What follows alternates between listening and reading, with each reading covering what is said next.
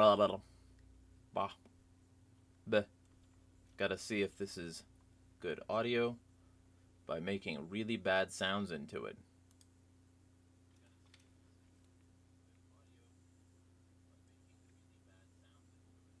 Yeah, okay, fine.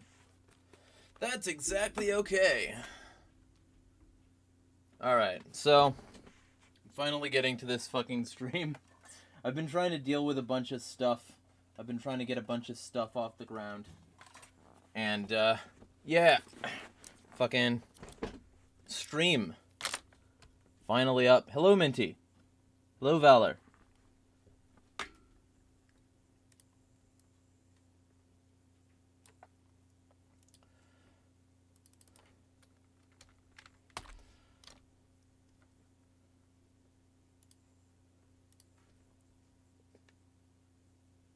I got a message on Tweltwer, so let me see what that is real quick. It's nothing. Alright.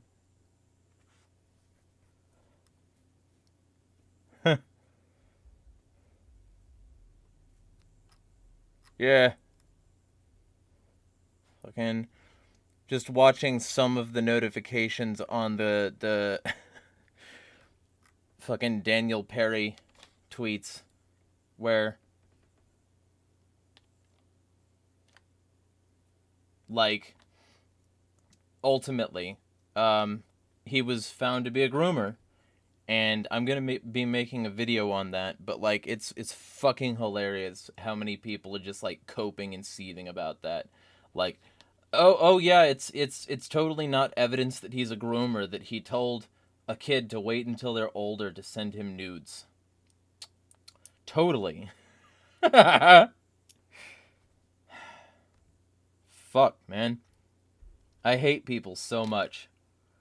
A lot of my week has just been collecting shit and proving that the common response to this is garbage.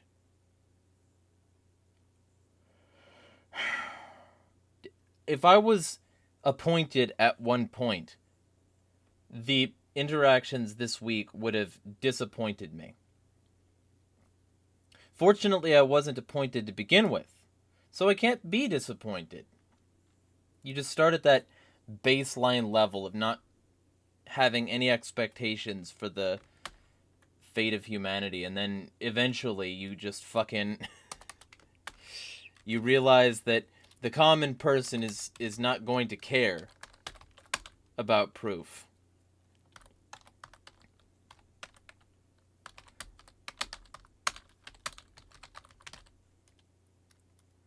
Weekly discussion stream. And honestly, I should go over the document of his text messages, because his text messages are absolutely fucking mint for proving that he is a massive piece of human garbage. You know, and I use the term human strongly. Hello, Earth Nerd. Everybody is talking about balls. This is an AC/DC chat now. Everybody get Australian. Alright, so housemate being loud is somewhat usual.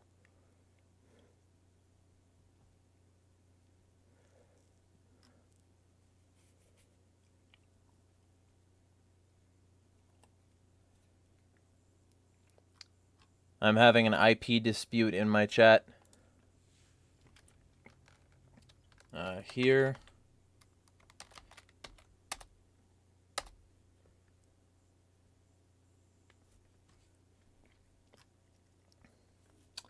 And did y'all watch my AI debate? That's what I'm curious about, because there was some good stuff in that, and I tagged everyone, but I didn't see any comments, and most people haven't been talking about it, so if y'all saw that, let me know. Bornkis.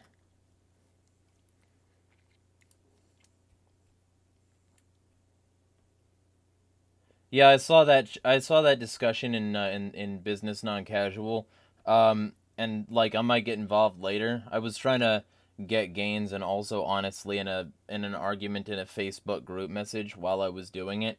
So yeah, my fucking schedule got a little fucked.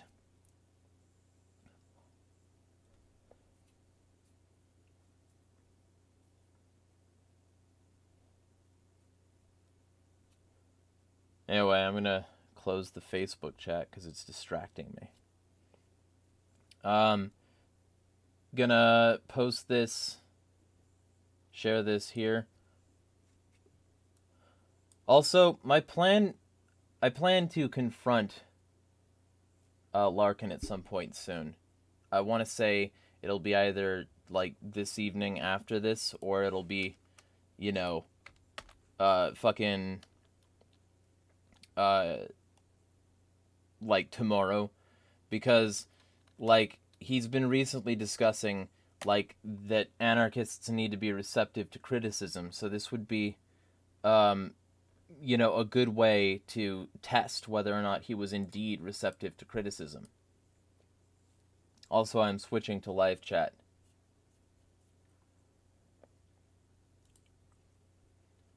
Minty says, since leaving Twitter, I've been doing much better. Good. Also, I have fucking dinner. This is 3,500 calories.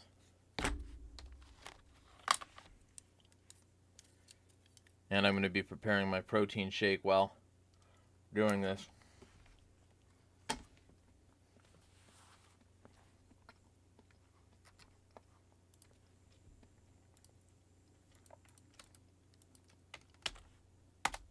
There we go. But yeah, the fucking Daniel Perry situation has really made a lot of shitbags come out of the woodwork. And I'm glad for it, because it, like, reifies the points that I've been making about how libertarianism needs a good cleaning up. Because they talk about, you know, open carry and gun rights and shit, and then as soon as a leftist has a gun, it's an excuse to kill him. You know? Jeremy Hammond didn't raise his gun at the officer, and the officer shooting him dead is enough for a lot of these same hypocritical little bitches to say that Garrett Foster deserved to die. Because they're pieces of shit.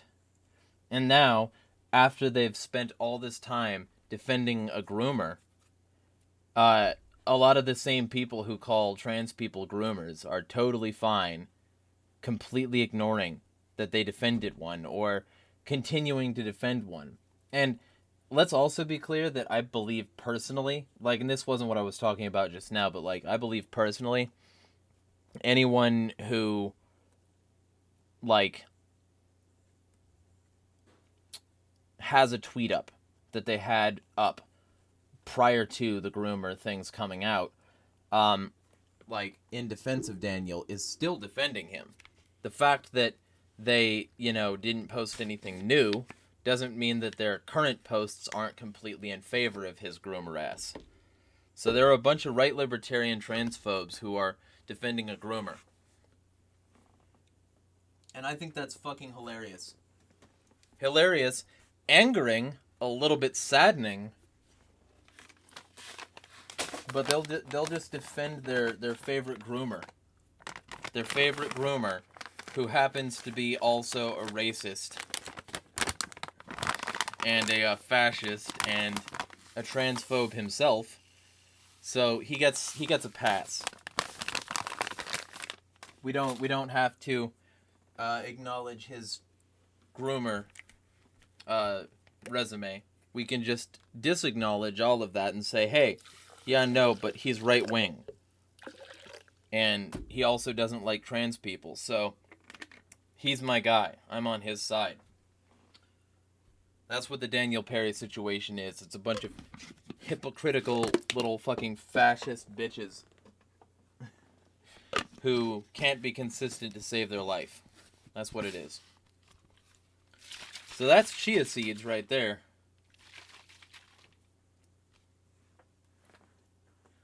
How are y'all doing? Let me know in the chat. Oh yeah, I need to wait for the chia seeds to soak before putting in the protein. All right, yeah.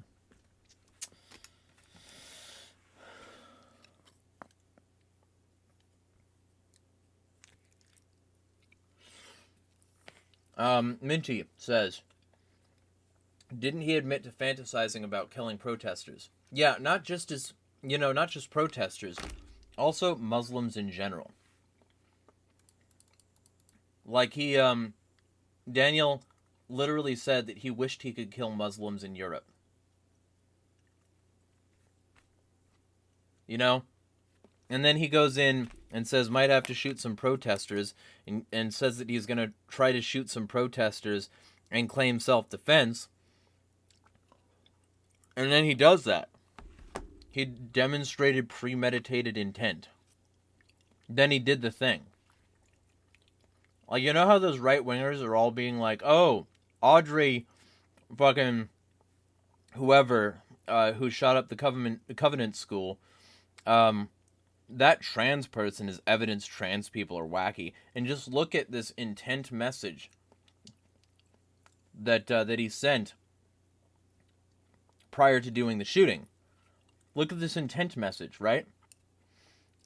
That this person sent a message in Instagram that this is what this person planned to do.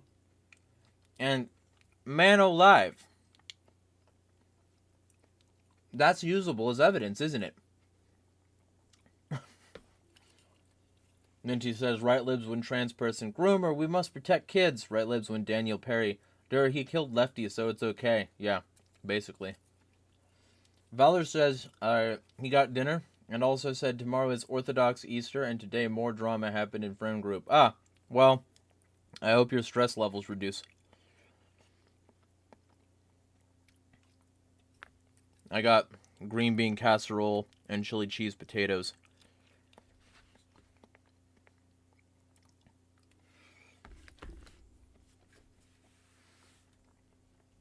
Also, yeah, let me make sure I'm still on live mode to make sure that I'm caught up on my stream and that there's not lag. I believe I'm fine. Yeah, I'm done with people, you know? Like, the Daniel Perry situation is proof that most of these right-wingers who are like, oh, grooming, blah, blah, they're just hacks. They don't even care about kids from square one. Because if they did, they would be posting against him now that it's been revealed that he tried to groom a kid. And got mad when this kid wouldn't give him, wanted the phone number. And that, if anything, to me, signals that he knew it might be a cop. And if it was a cop, and this guy was arrested, Garrett Foster would still be alive. Ironically. Trump said, Minty, what? Fuck. Send me that. Send me that link. Holy shit. Minty says, Trump said mass shootings were caused by genetically modified marijuana. What? I gotta hear that. I gotta see that. It's like that line from fucking Death Grips. I seen footage.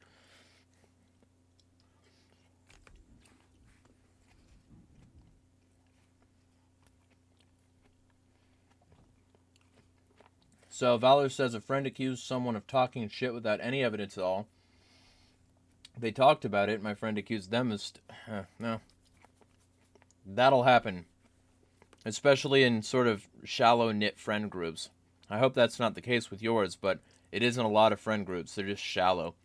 They're not actually there for friendship. They're there for the veneer of friendship, especially online. Like, I don't know if you know these people in Meat Space, but it might help if you don't. And if you can't post the link in this chat, you can share it in my server. Just tag me.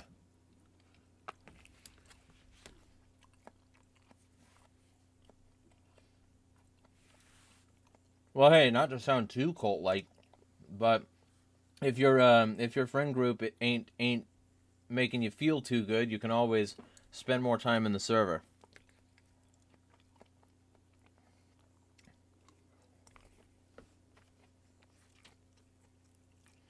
Okay, here we go.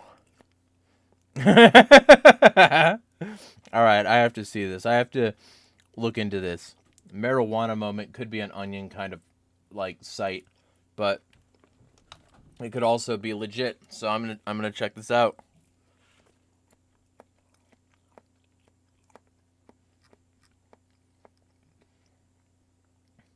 This video unavailable because I'm. Wow.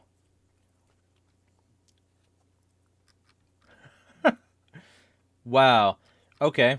So the words are, we have to look at whether common psychiatric drugs as well as genetically engineered cannabis and other narcotics are causing psychotic breaks that lead to gun violence. Yeah, I'm very sure.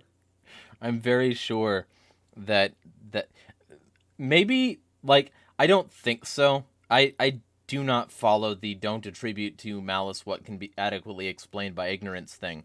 I don't follow that because I've been right so many fucking times about people being malicious when they didn't, like, when they just wanted to make it seem like, oh no, I didn't, oopsie. But like there might be a possibility that what he meant was like synthetic marijuana, like in genetically engineered cannabis could have been like a short hand in his brain for like spice or something. But even if that's the case, that's fucking stupid.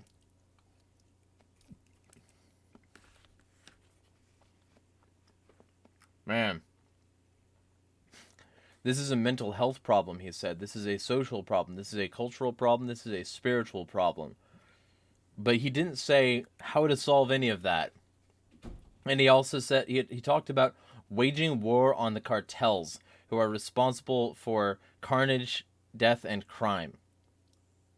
Because the thing is, like, holy shit, the cartels wouldn't exist without Western backing. The Contras funding that the CIA gave them, the assistance that they gave multiple drug gangs around the world, the $53 million they gave to the Taliban, like, all of this stuff is much closer linked to any sort of fucking, you know, violent gangs than, you know, the dealer you know down the street. So I think he needs to, like, well, I think he's doing this intentionally. I think this is malicious.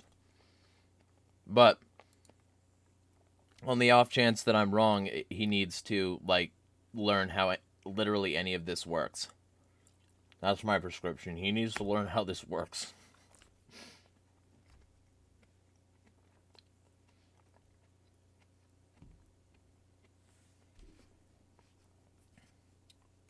Valor says, my friend is shallow when it comes to love. My friend said he dates people he doesn't actually love and just does it to see who is real.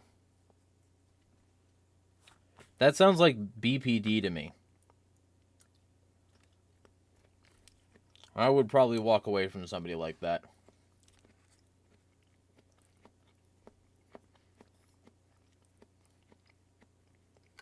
Like, just date somebody only to push them away once things get serious. That's textbook borderline personality.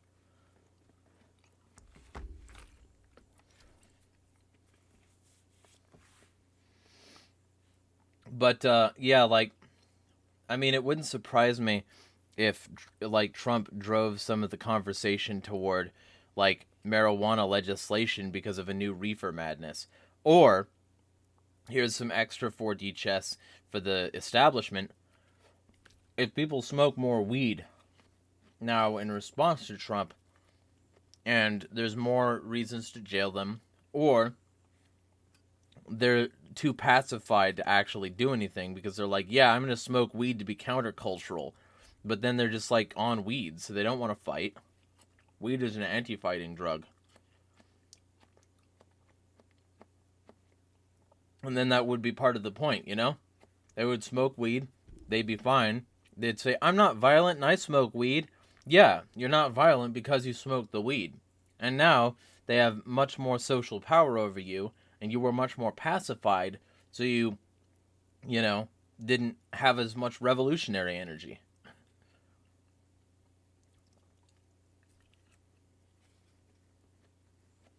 Minty says, always curious how a lot of the terrorist group pipelines lead to the U.S. government. And not just that, but also, like, groups that will soon become terrorist organizations that the U.S. can use to justify domestic surveillance and control. Like, they funded Ukrainian alt-rightists after so long of telling us that, you know, we need to stop our local Nazi problem and punch Nazis.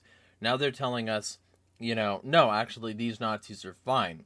And you can talk about these ones on Facebook and Twitter positively. They're barely even Nazis anymore. So, like, there's going to be a mass surge in right-wing violence, and they're going to be like, oh shit, I'm surprised Pikachu. Like, oh. Always good to drop a little food.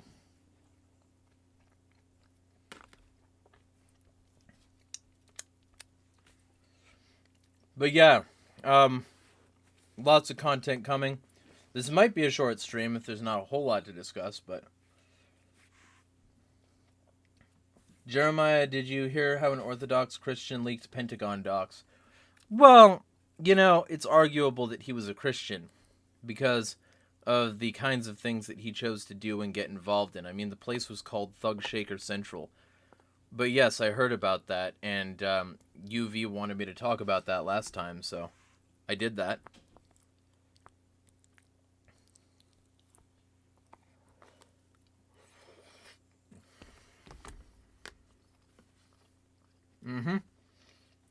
Yeah, Minty brings up, and they were funding Ukrainian Nazis before 2014, during the Cold War. Yep, goes back to the 60s.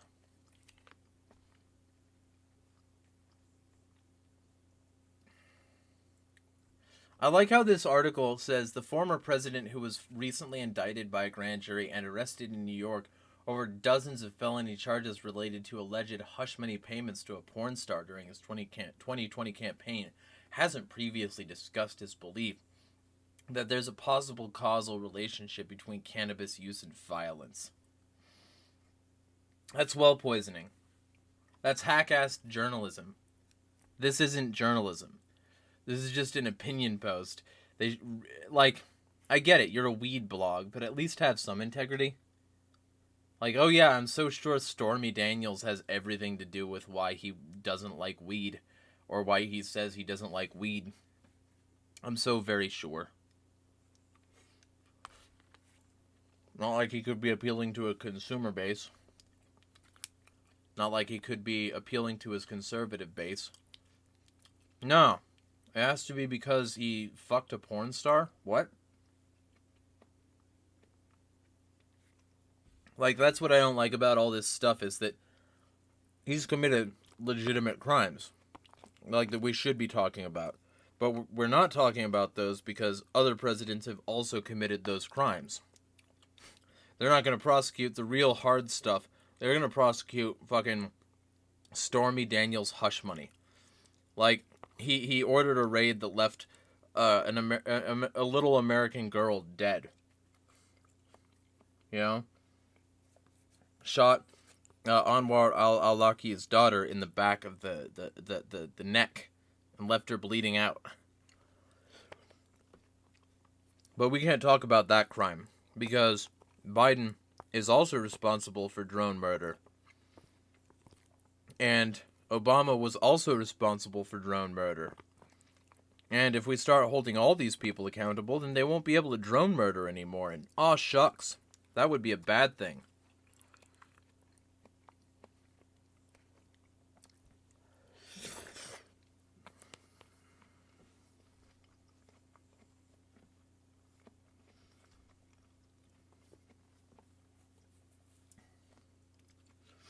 Yeah, Minty says, out of all the things they indicted for, they chose a porn star, not the bombings of Syria, assassination of Soleimani, and the backing of the coup in Bolivia. Yep.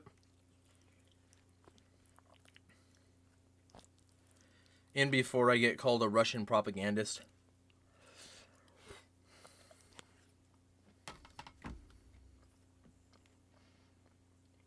Balder says, I've been able to convince about 3 of my friends to consider orthodoxy in a week. Good.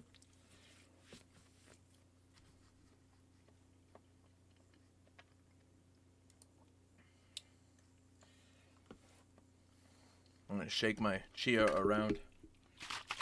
Make sure it's not clumping at the bottom here.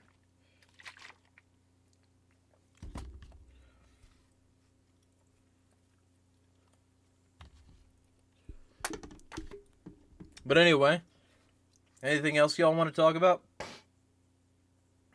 Hello, Kevin. Welcome to the stream. I don't know how often you're in here, but basically I'm discussing anything. So if there's something you want to discuss, feel free.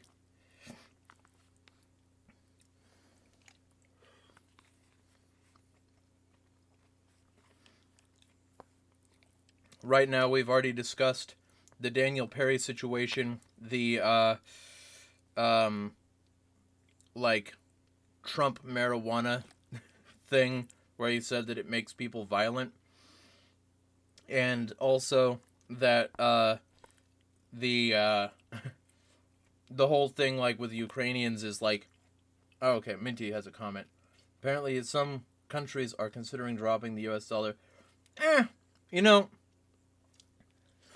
it could be, but I think a lot of this is drummed up by the Western press because they want, like, panic. They want people to mass consume. They want prices to go up so their profit can go up. And if they can scare you into consuming by saying the rest of the world is going to make your dollar worthless, then they can have more consumer control.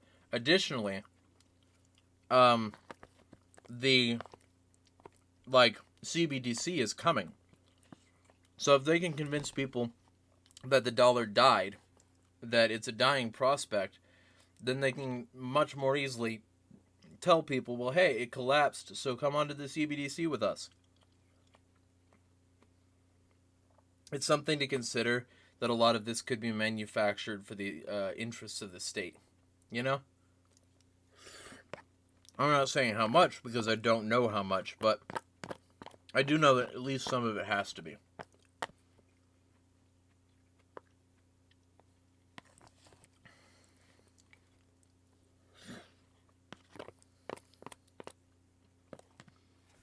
So, for me, when I hear all these people talking about, oh, we're going to drop the dollar, well, when?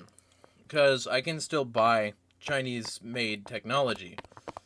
You know, I can still participate in Forex. I can still engage with the global economy. So, I don't see the dollar dropping right now. You know? And if it does, if the world decides that they're not going to accept US dollars anymore, then that just means that the US is going to have all the more excuse to just, like, rudely and abruptly switch to CBDC. They'll be like, oh, well, now we can compete. And if the US loses dollar dominance, there's every possibility that they will go to war, if that is legitimate. And if it's not legitimate, they might still go to war, because the, economy has always been, like, an excuse for war, and it's been 100 years since the last World Wars. You know, so we need an anniversary celebration. That's what a lot of these war hawks are thinking, so don't be surprised if we get one.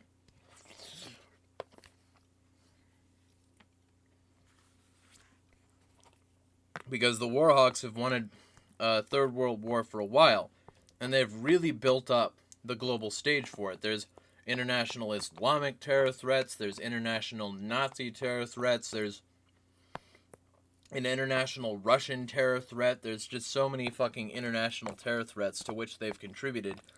And now, they have the excuse of the collapsing dollar in order to justify it. So it's like, I think the collapsing dollar is a psyop, and that they want to usher us into new conflicts and new controls. That's my personal deal.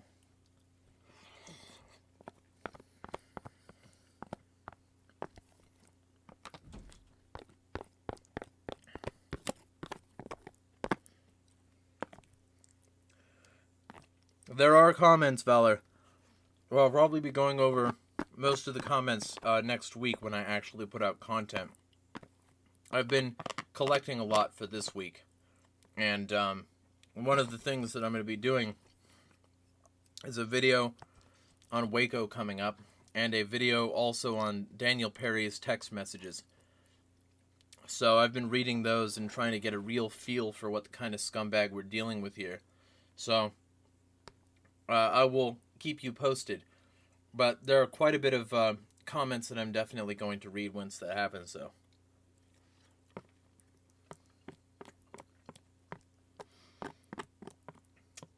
Minty says, all that's happened in the 21st century was the result of U.S. policies, so hawks have an excuse to drum up war.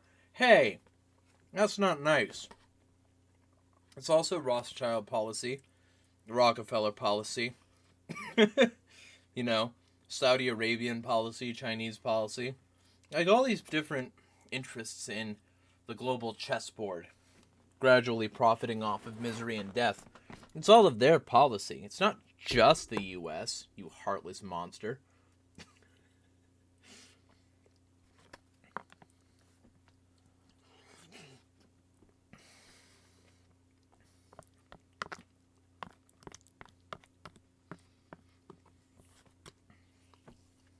But, like, they're all in on it.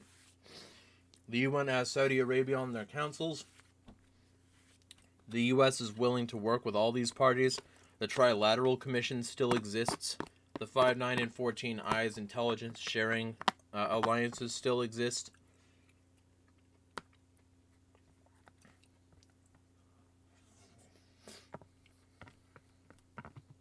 So, for me, for my money, I believe firmly that the U.S. isn't the only puppeteer here, but they work with all of the others. Anyone who wants more control gets U.S. support. But Russia wants more control, and they don't get U.S. Russia was a really huge exporter of a bunch of things, and the U.S. had to sabotage their pipeline because the U.S. was using their fucking shit. But China wants more control. China has been a chief trading partner of the U.S., and the U.S. is only recently starting to drum up tensions at all. You know?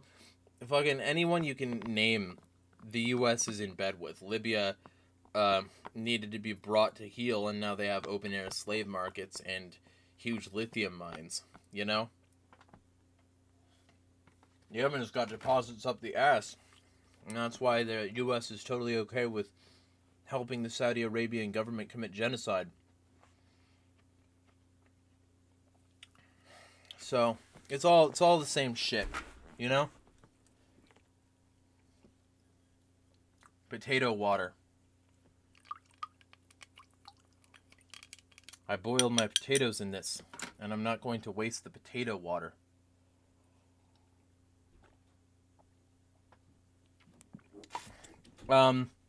Minty says, didn't the U.S. support Gaddafi for a while before overthrowing him?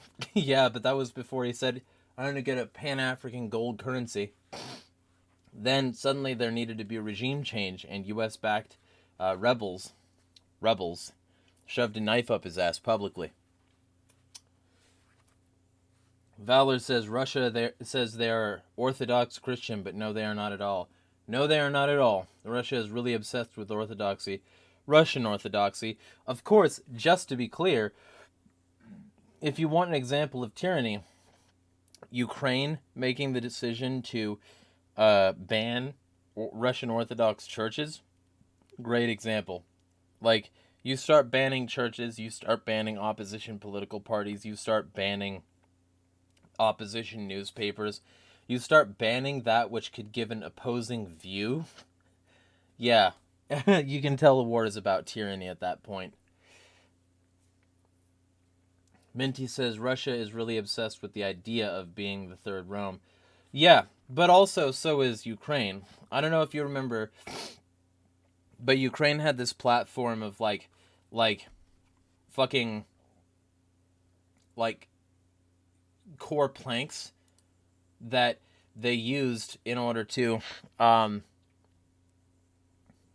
fucking, sorry, I got distracted there for a second, that they used as their chief recruiting thing for people like the Azov movement. And they were like directly handed down from Nazis.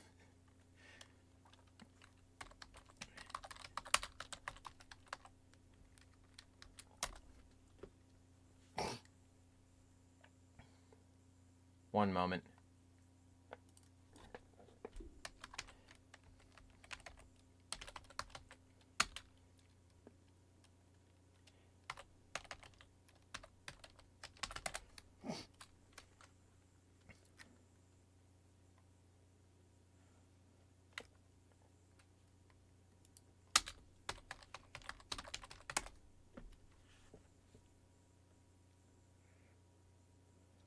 I'm trying to find what this was.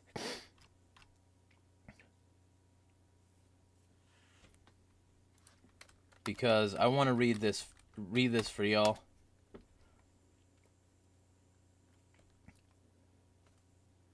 Yeah, the Decalogue. There we go. All right, cool.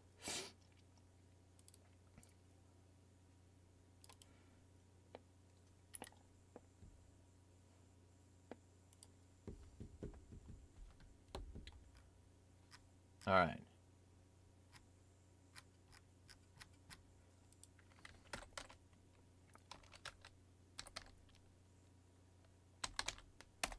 It's not in this wiki. All right. Ukrainian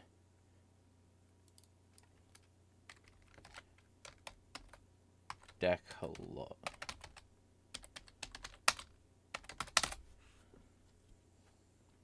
The Decalogue of Ukrainian Nationalists. Here we go. So, you will attain a Ukrainian state or perish fighting for it. Well, if the U.S. has their way down to the last Ukrainian, that's exactly what will happen. They will perish fighting for it. Or at least fighting for Western interest. I don't know why you said this in that sequence, but no, I'm not going to let burn that word. Minty says, LOL, yeah, Ukraine supporters have said a lot of awful shit. Like saying Ukrainians are pure-blooded Europeans while Russians are orcs and Mongol spawns. Yeah.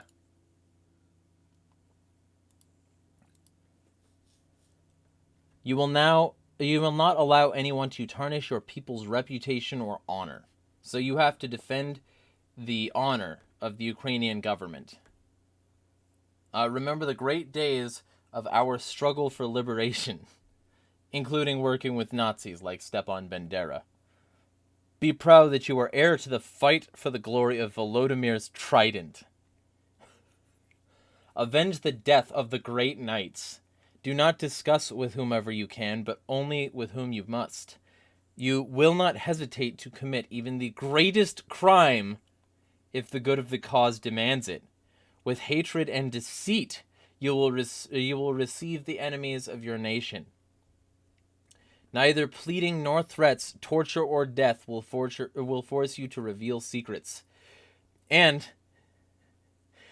10.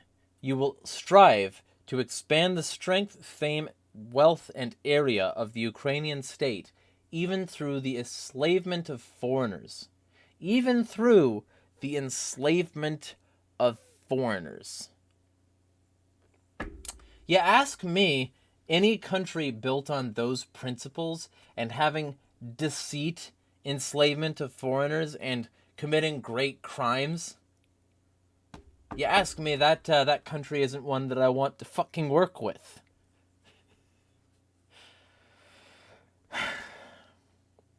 But you're not allowed to say these things. These things are forbidden thoughts. Especially if you're in Ukraine.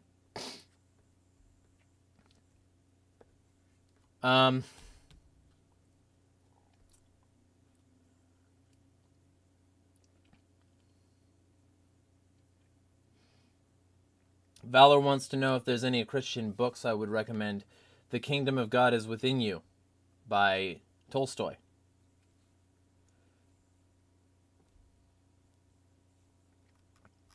Minty says the idea that Zelensky working with Nazis is laughable. The idea of Zelensky working with Nazis is laughable, but then again, there were the Kapos, Jews who worked with the Nazis against their own people in concentration camps. Yeah, well, and just a lot of them anyway, and also, like, Hitler was part Jewish. Like, that's one of the things that you can bring up if you really want to fuck with a Nazi, is that their precious, like, white leader is part Jew and part black. It's true. The DNA proves it. And it's so fucking good. Like, you can just slap down their entire supremacist bullshit by saying Hitler was not completely white. So if whiteness is the thing that we need in order to be supreme, maybe Hitler isn't a good guy. Even by Nazi standards, Hitler sucks. But you don't hear that coming from the Nazis. You don't hear that at all. So, fucking hilarious. Anyway, I'm gonna read some of these choice text messages from his texts. So, this is, and I'm not going to have it on the screen because some of these are like against TOS, but this is the state's notice of intent to introduce evidence of extraneous conduct. So, this is the state of Texas versus Daniel Perry. Comes now that the state of Texas, by and through her Travis County District Attorney, files this notice to introduce evidence of extraneous conduct of the defendant, and gives notice to the court and the defendant that the state intends to introduce the following evidence during the guilt and punishment phase of the trial in accordance with Texas Rules of Criminal Evidence and Texas Code of Criminal Procedure. On or about November 14th, 2005, in Dallas County, Texas, the defendant, Daniel Perry, was arrested for assault causing bodily injury, a Class A misdemeanor. On February 13th, Daniel Perry entered a guilty plea in cause number M 0514724, and the court deferred the adjudication for 15 months, ordered a $400 fine and court costs. On May 30th, 2008, Daniel Perry's community supervision expired, and he was discharged from probation. A review of Daniel Perry's cell phone extraction revealed that on or about an unknown date in an unknown county in Texas, an audio file was created on the device under the file name 26.amr. This file was saved into a voicemail file path. The caller in the audio identifies themselves as your mother and addresses the recipient as Daniel. The caller said to stop posting bad things on Facebook. The caller suggested the recipient delete all that crap that was posted on Facebook because it's really hurting people's feelings and it's wrong. A review of Daniel Perry's cell phone extraction revealed that on or about an unknown date in an unknown county in Texas, a possible search in Safari for protest in Austin today. A review of Daniel Perry's cell phone extraction revealed that on or about an unknown date in an unknown county in Texas, a possible search in Safari for protest in Dallas today. Let me reload this page because for some reason it's not loading properly. And so it just continues, right? He's just looking up all these protests. All these protests. And then it's like 13. A review of Daniel Perry's cell phone extraction revealed that on or about an unknown date in an unknown county in Texas, a possible search in Safari for unarmed black men killed by police. Minneapolis cop charged with manslaughter. Man shot in New Mexico. This is all just different line items. Protesters in Seattle gets shot. He really wanted to just see this happen. He was really like jacking off to hardcore to that like police shooting people footage. Riot shootouts. 9/11 memorial defaced. And then we get some fucking juicy shit, y'all. 20, line item 20. A review of Daniel Perry's cell phone extraction revealed that on or about an unknown date in an unknown county in Texas, a possible search in Safari for good chats to meet young girls. 21, same thing. Good chats to meet young girls on Kick. He's just a fucking pedophile. And so then you get into 22, degrees of murder charges, where he's like really considering it. Attack on Jews in Texas. Boogaloo movement. Tulsa 1921 massacre. Portland arrest. Lewis couple gun. Does the federal government have the ballistics of every firearm sold legally? He's just like searching these things to try to figure out how to get away with fucking killing somebody. He really wanted to kill a protester. And meet young girls. Fuck. They reviewed his phone. He was looking up wiki on murder charges, on Black Lives Matter, and also went to their site searching up our demands. He was looking up the Boogaloo movement. And ultimately, he was doing all of this because Boogaloo was directly affiliated with Black Lives Matter. So clearly he had an exclusive and pretty significant problem with Boog Boys. Garrett Foster was one of those, and also a Black Lives Matter. So, a review of Daniel Perry's cell phone extraction revealed, blah blah, a meme saying you can't just run over people, and the bottom photo shows a freight truck with the text, "It's okay, I'm essential."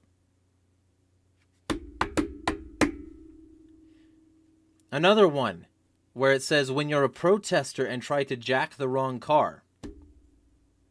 Another one saying it's okay to be white. Another one, it's a proven fact that criminals commit less crime after they've been shot. Another one saying when there are no police, most crimes will carry the death penalty. Another one saying it's okay to defend yourself. He was hyping himself up. Another one saying, if rioters come to your area, please remember, don't be a litter bug. Pick up your brass. Another one saying, for all the peaceful protesters upset about being lumped in with the rioters, looters, and lawbreakers, it's kind of like all the great police officers getting lumped in with the few bad ones, isn't it? Chew on that for a moment. There are blue arrows above and below the text pointing to the text. So, he was a cop-sucking, fascist, racist pedophile. That's what he was. He is. He's not dead. Then, a cell phone extraction revealed that on an unknown date in an unknown county in Texas, the device encountered a media file that is a meme. The text at the top says, "Me. White people can't dance, LOL. White people. Okay, but if I call you a cotton-picking N, I'm the racist one, right? Racism works both ways. Pull up your pants if you don't want cops killing you." He's just a piece of shit. So, his cell phone extraction revealed an outgoing Facebook Messenger message sent from Facebook account Daniel Perry to Facebook account Unpardonable Sin. On or about January 23rd, 2016, the message states, "Yes, I am still afraid to go outside. I almost went to jail because I defended myself." A review said his Skype accounts did Knives Foxclaw, Live Perry D2, and Skype account Enchantress. Enchantress, since you want to hang up on me, I will not answer your calls again. Outgoing message, I am done. Enchantress, fine. This is a breakup? Outgoing message, you were being mean to the point of actually pissing me off. Enchantress, you started being racist first. Outgoing message, you said my face looked like mashed potatoes. You might as well call me a lardass with a face so ugly it looks like a bowl of potato, apostrophe S. Enchantress says, calling someone mashed potato isn't racist. You actually started calling me racist names. I don't call you mashed potatoes to offend you. You called me names to offend me.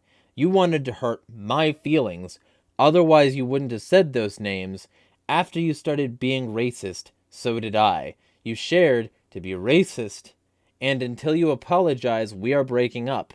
He says, look, I don't want to lose you, but calling me a mashed potato is where I draw the line. He's fucking weak. He's so weak that he can't handle a joke. Calling him mashed potatoes. He can't handle light-ass ribbing like that. It's fucking hilarious. Like any message board worth its salt, in the kinds of racist circles he wanted to hang out in, would have told him he's being a soy boy. Oh no, she called you a mashed potato and you're crying about it? Ugh. Now they would have been okay with the racist remarks he made in return, but let's be super clear. This is pathetic. He had a falling out with his black girlfriend, and instead of fucking like coming to terms with it, he started being just he externalized everything. He probably got fatter, his baldness probably got worse, and he didn't apologize. This was his life. Getting more and more pathetic, more and more violent, and more prone to killing protesters for fun. Not to defend himself, mind you, but for fun. So, that's where we are. 44. Messages. The outgoing message states, they suspended my Facebook because of what I said about Nancy Pelosi. Another one.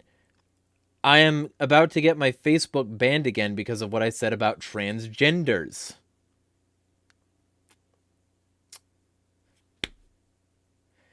Do you know anybody willing to hire weekend workers who are active duty military? I got my bank account hacked and they took all my money. I really need the extra work, but I'm also in the active duty military. Also, my schedule is sometimes heal 11 or sometimes heal hell. I don't know. Outgoing message. I am stationed at Fort Hood, Texas. I am freaking out. This has never happened to me before. BRB, I got formation and PT. Okay, I am back. Too bad we can't get paid for hunting Muslims in Europe. Fuck you, Daniel. He talked to somebody named Justin Smith. Outgoing message. He is now saying they threaten him. Justin, probably. Sounds like he got kidnapped. Outgoing message. Look, just fix it. Justin Smith said, literally how? Outgoing message. By ensuring this never happens again, contacting me and my father if he contacts you. Justin, I'm sorry. Justin Smith said, I'm sorry. Outgoing message. And tell me if the money shows up. Justin Smith.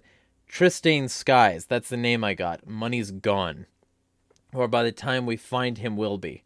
Outgoing message. I want a picture of him in a ditch, either money or body. I am under a no contact order from police until investigation is up, so we cannot hang out. Justin says, honestly, dude, I'm going to lose your number. You know as well as me police saying that is a standard. Justin Smith, and trying to push blame on me is fucked up.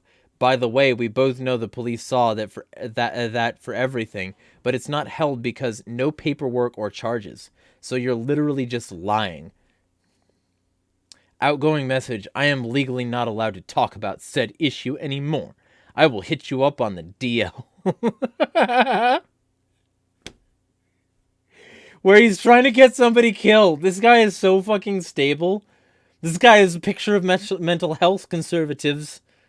This guy didn't need therapy or fucking meds. You picked the right horse to back. A review of Daniel Perry's cell phone revealed native messages exchanged with Justin Smith. Stop saying shit to David. The police have his phone. You going to incriminate yourself? Justin Smith, I am not.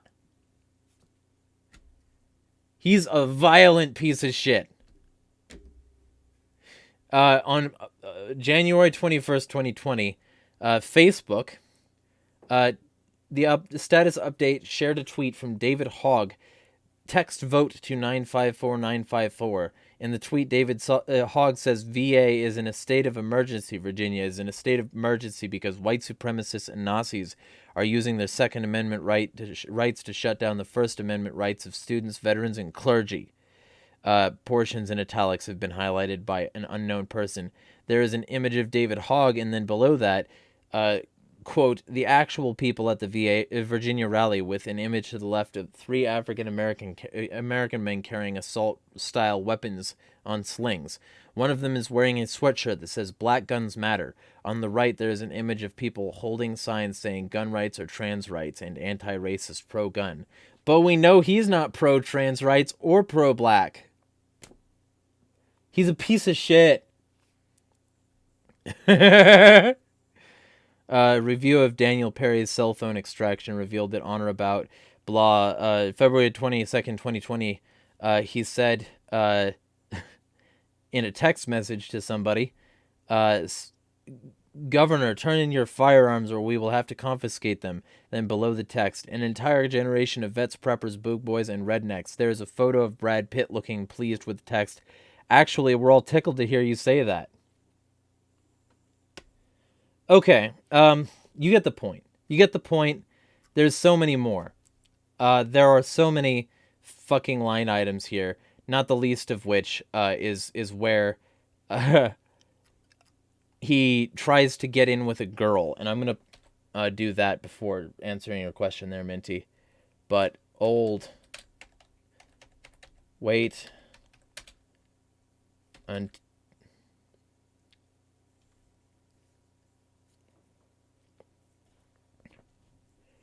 all right, so a review. Actually, let's do the one before this just to really hammer that home. His conversation with Justin Smith saying, "Being emotional and loving will get me killed or worse in my line of work." That's what Daniel said. Justin said, "I mean, what dumbass would even be a U.S. soldier? LOL, this country is shit and I'm leaving it in a few years." And Daniel said, "I'm waiting for it all to go to real shit so I can unload freedom into the skulls of those who threaten it." And then the next line item 233, a review of Daniel Perry's cell phone extraction revealed Kik Messenger messages. Remember how to meet young girls on Kik? Exchanged between Kik account Daniel, Nyes from Trigon, and Kik account Yuno Iazuki on or about July 10th to July 12th, 2020 in an unknown county in Texas. The messages are as follows. Outgoing message. Hey, you friend mug just posted your number on a public chat. Post contains an X indicating it was removed from the device. Outgoing message. Name Daniel, age 33, height 5'10". Color of skin white. Calling or no calling. Do you want a real long relationship? Yes. Post contains an X indicating it was removed from the device. Yuno Iazuki says, "Okay, so I'm 16. I'll be 17 in 3 months. You sure you want me?" Post contains an X indicating it was removed from the device. Basically, all of these were. Outgoing. What state? Yuno. Huh? Outgoing. What state do you reside in? Yuno. Nah, you too late, boo. Outgoing says, "Okay, bye. Your loss." Yuno says, "Oh, okay, call me." Outgoing says, "You have Skype. Also promise me no nudes until you're old enough to be of age." Yuno says, "Okay." Yuno says, my number is that," which I'm not going to read on this fucking thing because I don't want to dox whoever this Yuno is. Outgoing message. I do not think I'm ready for you to have access to my number. Last time I gave my number to a girl, she spammed my phone with underage nudes, and I had to change my number out of fear of going to jail. I am going to bed. Come up with a reason why I should be your boyfriend before I wake up. Be your boyfriend of somebody half his age. Half his age. Half his fucking age. I would also like to get to know you before I decide if I want you or not. He's 33. She's 16. God, he's a piece of shit. If I like it, I will call you. You know, Iazuki, I don't send nudes for one, I'm not comfortable. Yuno says you don't have to if you don't want. Outgoing says, look, I prefer to message for a few days before I call someone.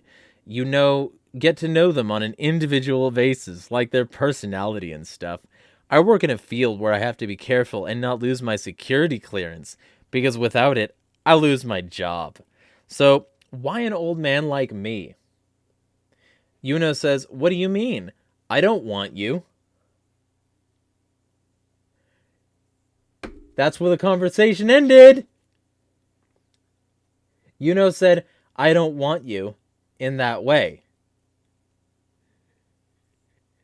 Be your boyfriend. Holy shit. And using that language like boyfriend. Like, you're not a boy. You're a 33-year-old man-child who's obsessed with, like, race politics after his chick ditched him because you're a racist piece of shit. Holy shit, he sucks. And this is the person right-wingers are currently defending. So, that's all you need to know. The governor wants to pardon a murderous, racist, fascist, sexist, piece of fucking shit, pedophile.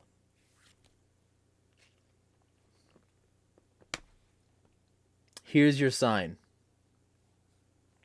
Motherfuckers. God, I hate him. Minty says, holy shit, bro, what is it with racists and being pedophiles? For real. And that includes you lollies. Minty says, by the way, what is the Boogaloo movement? Okay. So, Boogaloo is a reference to Breakin' 2 Electric Boogaloo. And the idea is that something is happening again, but it's the same thing that happened before, because the movie Breakin' 2 was a sequel to a movie about breakdancing, and it was basically the same exact plot line, but again. So, what people originally started saying Boogaloo about was that there was going to be another Civil War II Electric Boogaloo, where the exact same things were going to happen, and this time they wanted the, like, South to win.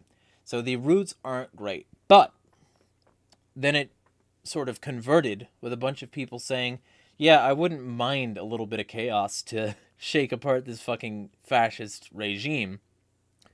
So I'm going to start identifying with Boog.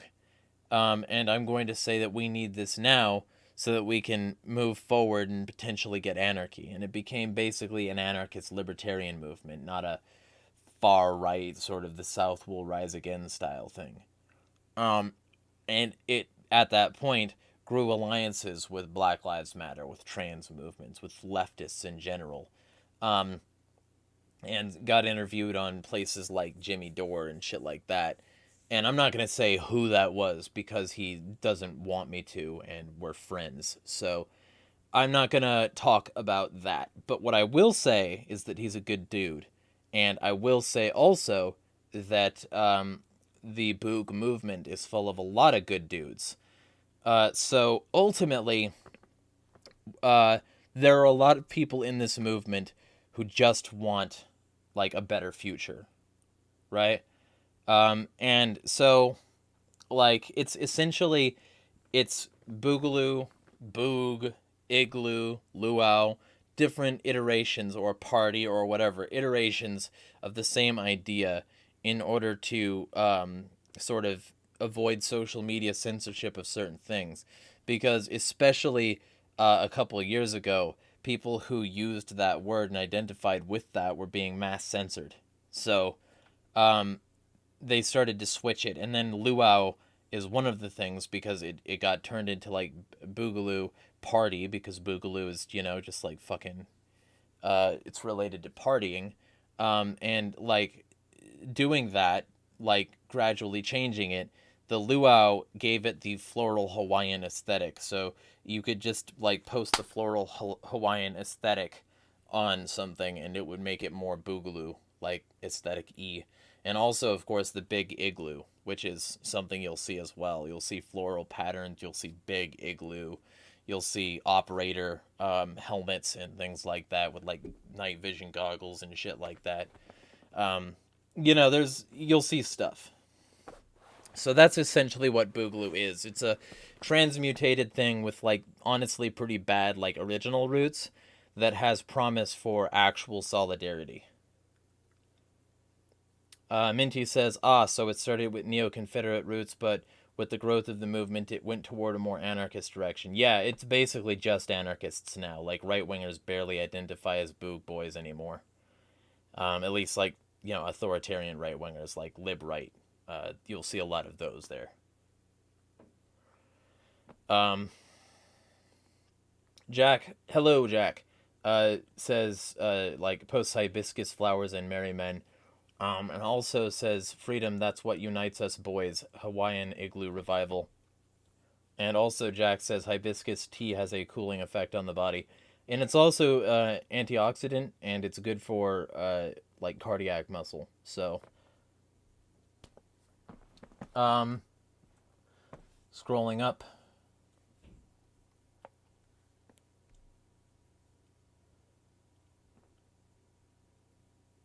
Earth Nerd says that would never fly with a grown woman. Yeah, yeah. And also LMAO slam dunked. Yeah, basically.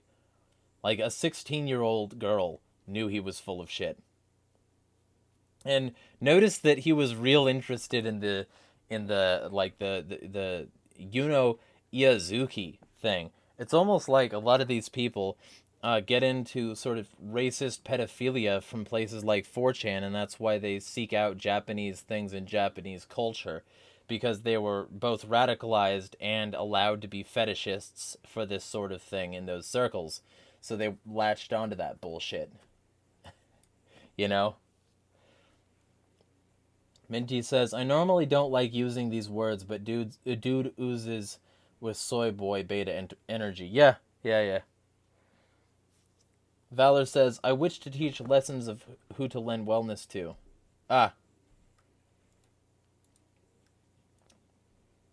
Your messages did not get deleted, Valor.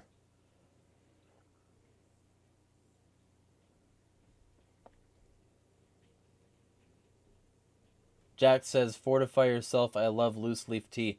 I don't have any loose leaf right now, but I plan to buy some. If I can get rent this month, like, I've got several priorities.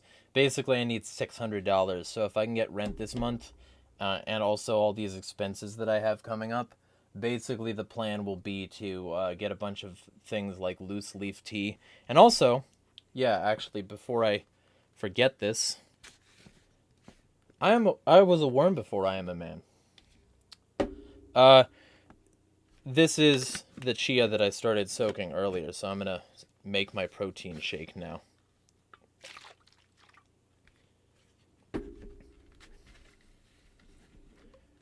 But yeah, like, this guy was a racist, sexist, fascist pedophile who really wanted to kill protesters and boog people who associated with protesters, who had a falling out with his girlfriend because he was racist, and who took that out on a bunch of innocent people by driving into the crowd and then shooting one of them because he got between this insane person and his quad amputee girlfriend. That's what happened. That's not what Republicans right now want you to think happened. That's certainly not what Governor Abbott wants you to think happened. But it's what happened. And Governor Abbott still has his post up saying he's going to pardon this pedophile. Governor Abbott loves this pedophile. Governor Abbott is sus. Can we get a sus in chat? Can we get hashtag Greg Abbott is sus trending on Twitter? On Facebook?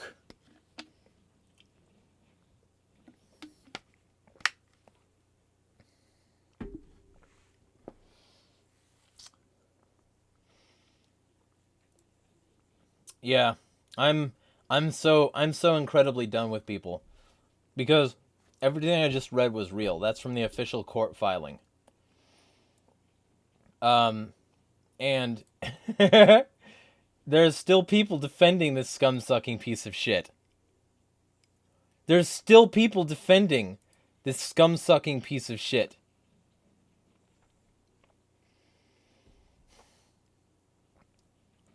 Imagine being a Republican who just got done saying that trans people are groomers, and then defending a groomer who wanted a 16-year-old girl and just said, hey, hold off on nudes until you're old enough. Well, maybe if she's not old enough, you shouldn't be fucking talking to her, Daniel! How's that? How about you don't talk about being the boyfriend of a 16-year-old at fucking 30, Daniel? How about you don't be a fucking pedophile, Daniel? How about that, Daniel? But, you know, here we are. Here we are where a fucking pedophile gets the support of a huge amount of right-wingers because he's also a transphobic racist, and so are they.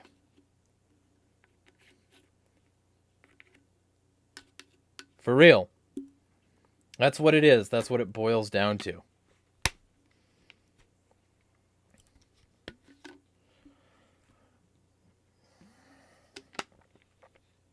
Anyway, anything else y'all want to talk about? Up to you.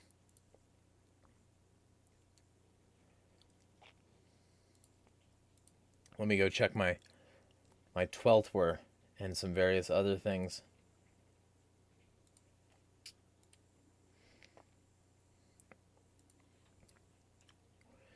Yeah, I'm done with a variety of other people. Like, there's no reason.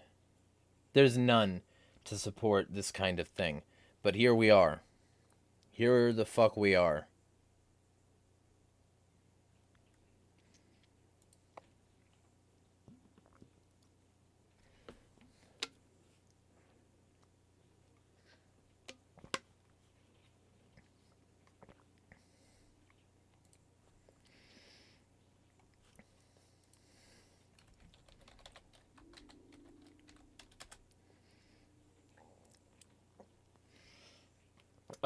Valor says, do you like my preaching?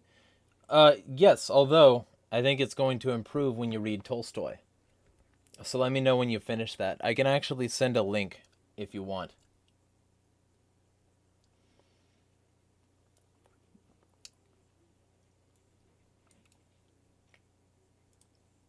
One moment. I'm looking into this before I say it.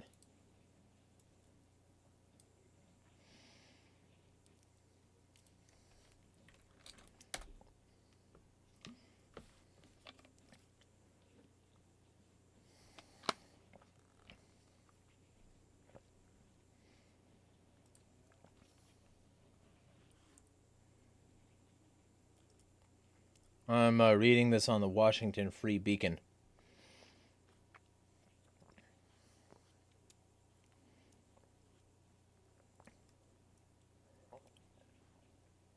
So, this isn't about trans people, though. Jack. This isn't about trans people. This is about all youth. Washington House of Reps passed Senate Bill 5599, which would eliminate a law that requires youth shelters to alert parents when their child checks in unless there is evidence the child is being abused. That's fine, to be honest. So, I'm fine with that particular bill. I'll check in on this other thing, though.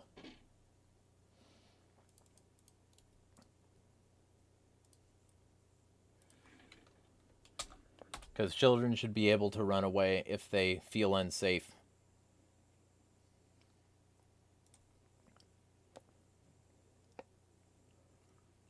Former Planned Parenthood director committed suicide days after his apartment was raided by police And child porn investigation. Person who died was definitely the suspect. Why are they not using his name then? Okay. Tim Yurgo had died as a result of had previously worked as the director of strategic comms for the Planned Parenthood of Southern New England. So, yeah. So he was a Planned Parenthood director of comms, but he wasn't a director of a Planned Parenthood. And it was only a Planned Parenthood, not director of the whole thing. Just to be absolutely clear. But yeah, fuck that piece of shit. Yeah. Fucking kitty porn. I'm glad he saved somebody else the trip. That's I'll raise a glass.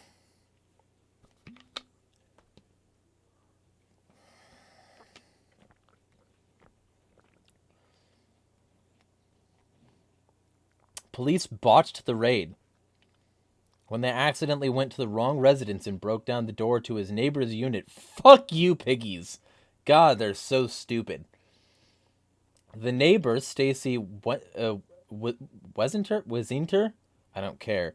Said they raided her apartment and placed her in handcuffs before realizing they were at the wrong fucking house. I started running down the hallway. It was just like a movie. They had guns and flashlights on me. I don't recalled. They put me against the wall and handcuffed me. The search warrant allowed police to investigate Yurgo's electronic devices, but he was not arrested at that time. It was an open investigation, so he knew he was going to be arrested. 5 days after the botched raid, Yurgo was found dead in his apartment. So basically he knew that they had him. He didn't want to go to jail for a long time and, as a convicted pedophile and then be added to the sex offender registry, so he would gout himself. I think.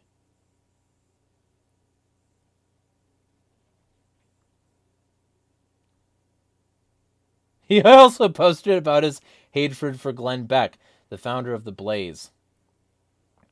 I mean, that's fair.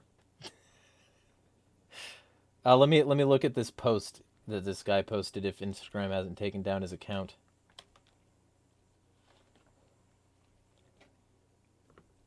Oh, it's a Cards Against Humanity. So, but that's not fucking even that bad. It's just a fucking Cards Against Humanity card. Either way, yeah, fuck this pedo. I want to see his other stuff. I want to look at his other Instagram posts and get into the brain of this fucking piece of shit. Holy shit, they all look the same. Why are you fucking, like, receding, fucking, jowly, mildly fat? What? This guy is just so stereotypical of everything I've seen in this regard. Oh, man. I gotta walk away. Looking at his face is nauseating me. Oh, shit, it's so bad. It's so bad. He has a fucking image on his Instagram saying blazing paddles. And, it's got oars, so he's talking about boats, but I'm 100% sure that he means something else. God, I'm walking away. I can't look at this guy anymore. Holy shit.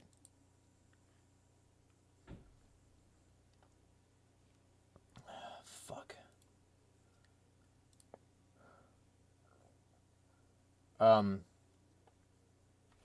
Christ. I'm nauseated now. Good. Alright. So UV is here. Hello, UV. UV says, hail Luna. UV says, feels good to be back in XC. Yeah, welcome. Reported dead after raid sounds sussy. Yeah. Jack says, or seeking such sex change ops from what I read. Yeah, but no.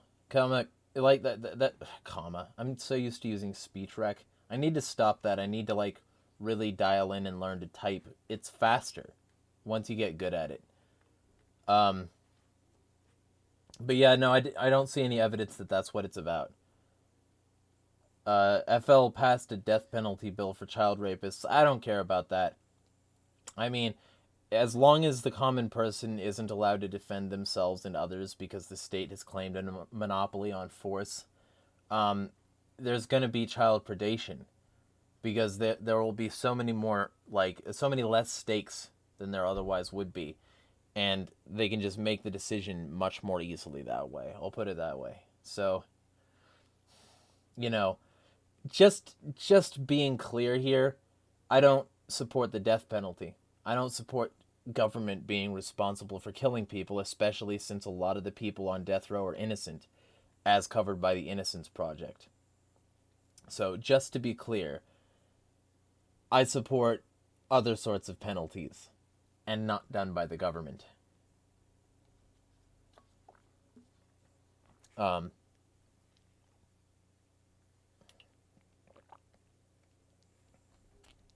Like, if you know somebody's a pedo, you know, in an ideal world, you should just be able to handle that.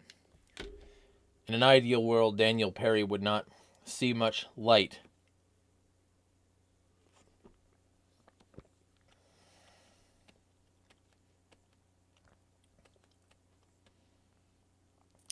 Valor.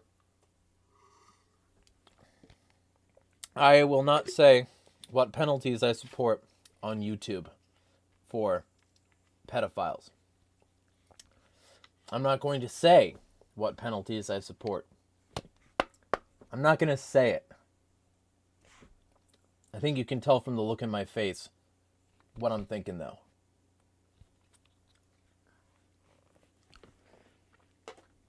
Anyway, got my fucking protein shake in.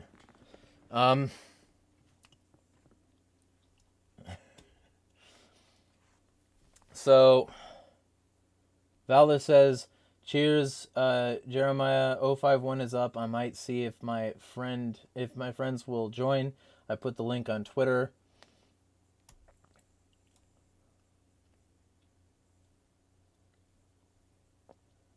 Minty says, this just reminded me that the founder of a group called Protect Our Kids First was arrested for illegally downloading CP.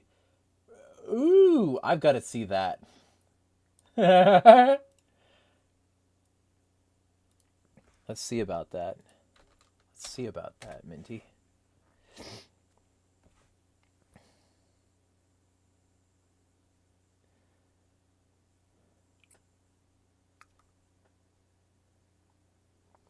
Huh. Prominent Florida attorney who led... All right. Let's look into this.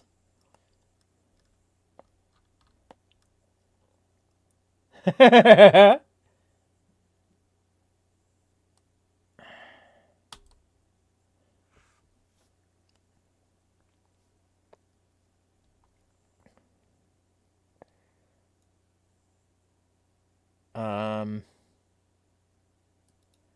going to look up this quote here. Oh, actually, source. It says source.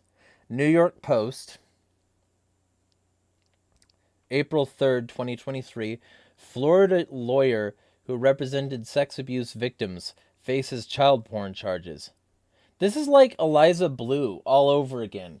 When she was like, oh, I'm going to try to prevent child sexual exploitation, but then I'm going to go on fucking Clint Russell's show with Thaddeus pedo defender Russell, who laughed gleefully about adult child sex.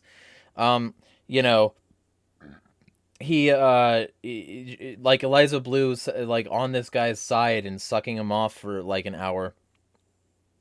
You know, and now it's like a Florida attorney who gained national prominence for representing victims of sexual abuse has been arrested for allegedly downloading CP to his computer.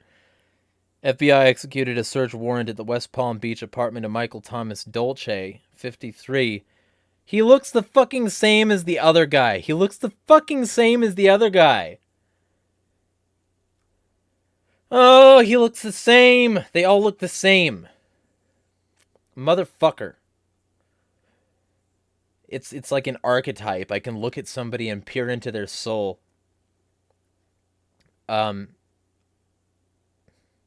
The agents caught him actively downloading images onto his Samsung laptop, according to the news outlet. Prosecutors said the lawyer amassed over 2,000 CP photos and videos in his electronic devices, including multiple images of prepubescent girls as young as 5 in various states of undress. Dolce was a partner at Cohen, Milstein, Sellers, and Toll in West Palm Beach Gardens, where he led the company's sexual abuse, sex trafficking, and domestic violence team, according to a since-deleted page on the law firm's website. He used peer-to-peer software to download the images, reported. One subfolder, titled Sweetie, featured an additional subfolder titled Sweet Pedostars, which featured child erotica and CP images of a single prepubescent minor female victim with the added watermark Pedostars, the feds said.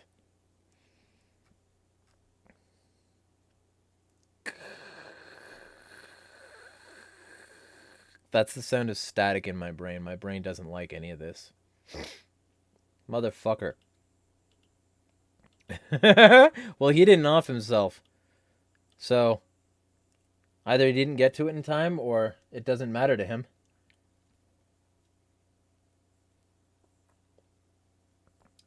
Jack says, on the topic of big igloo activities, they're afraid AI will start grooming young men into terror attacks. This is a real possibility. What do we do then? I just say don't use AI. I just say don't use ChatGPT. Don't participate in this market that is designed for the death of humanity. You know? And that's really, it is what it is. It's for the death of humanity. Like, AI, in its current state, isn't even that good, and it's already replacing a wide variety of human functions. And the goal is to replace human functions. The goal is that eventually the elites won't need humans to consent to these sorts of things in order to get what they want done. What happens when the markets merge? You're going to have to tell me specifically what you're talking about there. But what I'll say, like, if you mean the AI market and, like, the rest of them, they already have. Like, Bing and Google have them, you know? AI smart cameras everywhere. Like, China already uses AI technology. And I was saying in 2020 that they're going to bring that here. And I was right every step of the way. Like, I've been right about this subject every step of the way. It's one of the reasons that I'm so extremist about it. So that is what you meant. Okay, yeah, but like, yeah, that's what I'm saying, though. So it's already merging right now. And to me, I'm just saying that there's going to come a point at which we should... Flowers. How do I opt out? Flowers. So that's, you know, I'm going to say that word. That's all I'm going to say. You know what I mean. So.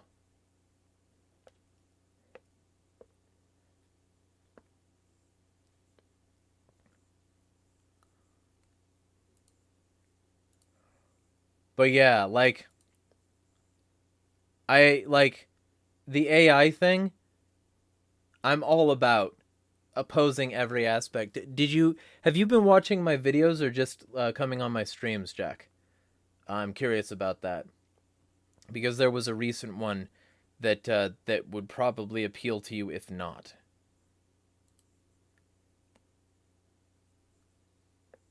And I can send you an Odyssey link if that's the case.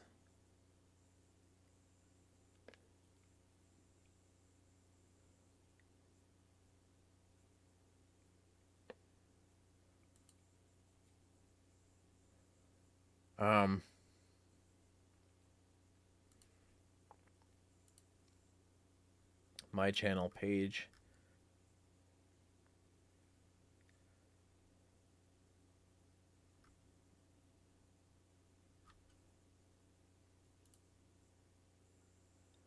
Mostly streams, I'll watch the Odyssey. Do I rumble? No, because they want an exclusivity contract. And I'm not going to sign an exclusivity contract. And like all my Odyssey stuff automatically gets sent, or sorry, all my YouTube stuff automatically gets sent to Odyssey. So this stream will be automatically backed up permanently to the blockchain. And I don't need to worry about that with Odyssey because it's automatic, but with Rumble, they won't even accept content from off the platform. As far as I'm aware, in order for your stuff to show up in search and be paid content, it requires you to sign an exclusivity contract, and I'm just not going to do that. So that's my position on that. But I'll send you my Odyssey link, and you can follow me there. And also, let me send a couple videos here.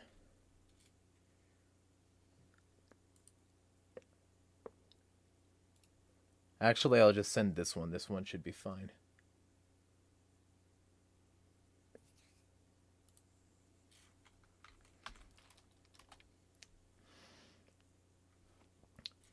Minty says, I don't understand trans people who side with the right. Like, they may agree with your views, but they will still see them as freaks. Some of them. I'm not going to say that about all of the right. Some right-wingers are okay. But, like, I will say that, yeah, I can see your general concern.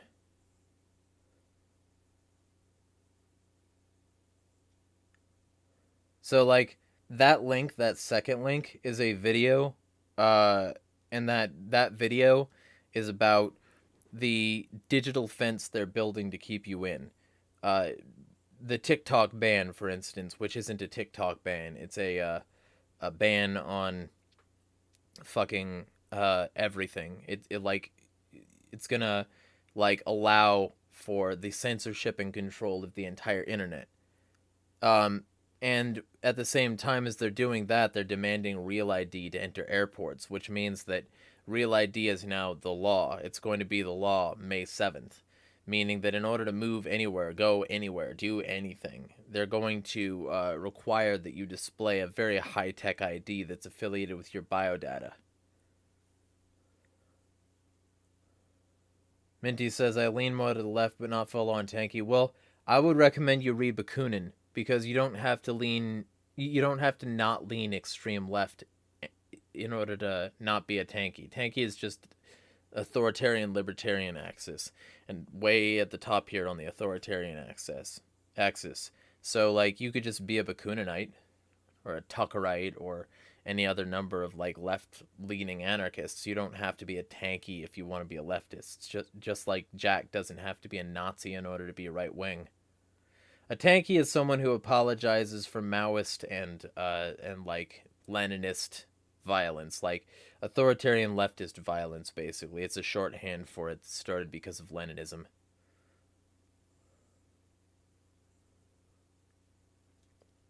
Jack says, I'm a merry man. Yeah. Hello, Eek. Yeah, we were talking about Boog earlier. I read the text messages of Daniel Perry, because Daniel Perry is a pedophile, the guy who shot Garrett Foster. I don't know if you like were keyed into that discussion, Eek, but yeah, the guy who murdered Garrett Foster, the BLM and Boog boy, was a like massive fascist, racist, transphobic piece of shit, and also a pedophile trying to pick up young girls on Kick. So there's a bunch of right-wingers still on Daniel Perry's side, because they're pieces of shit. So that should tell you everything. And you know, it's yet more examples of the stuff we were talking about before, about like the pedo problem in certain libertarian and right-wing circles. Yeah, isn't it? Like the UN thing. Yeah, where they were just going off and raping boys or something like that. Like going into villages and fucking kids. Yes, it is. The UN the UN pedophilia and child molestation shit, that's 100% legit. And also that, yeah, they've been they've been on this mission for a while. And also TED, I don't know if you know, like the TED talks that were being done a while back, like, let's be adult about pedophilia, where they were trying to make it seem like, no, most pedos are okay, though. Most pedos are fine. They're teddy bears, tedo bears. Fucking hate. I just hate, you know? I hate. And I hate fucking right wing scumbags and fake libertarians when they're like, uh, you know, oh, well, trans groomer trans, and then they still defend an active groomer. I still have right wingers defending this groomer. Eek says pedos cannot coexist in civilized society. Not sure what to do with them other than flowers. UV says, how can you be adult to a person who's interested in kids? Haha. Minty, there were acts of pedophilia during colonial times as well. Yep. Jack Curtis says, blue soup bowls. Yes. Yeah, see? They smell nice, don't they? So, like, that's been my general stance on this, is that, like, the more you find out about the, like, authoritarian right, the more you find out that it's just projection. Valor says, Jeremiah, please take care of yourself and don't let hate corrupt you. That's a daily struggle. It's always got to be, like, trying to make sure that I don't become what I hate. Absolutely. Also, because of your comments earlier, I didn't address them. I've been sleeping okay. I've been experiencing less night terrors since I've been tinkering around with some lifestyle habits.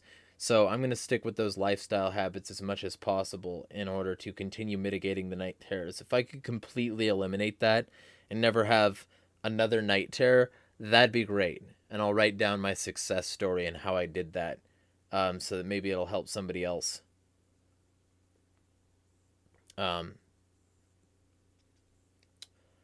But yeah, Eek says, slept horribly last night. Very bad storms. That's unfortunate. Is it like what?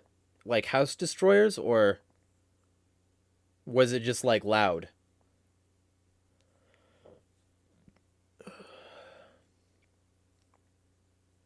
That's what I'm curious about. Can you explain what a night terror is? Okay. The best way to describe it, and this is from like corroboration from my family and people who I've been actual roommates with, who've like shared a room with me for, a period of time. The best like thing that I could probably say is that it's like an exorcism scene in a movie. Like your body contorts, you can fall off the bed and wake up next to it. You can suddenly walk to the other end of the room and start fucking with something.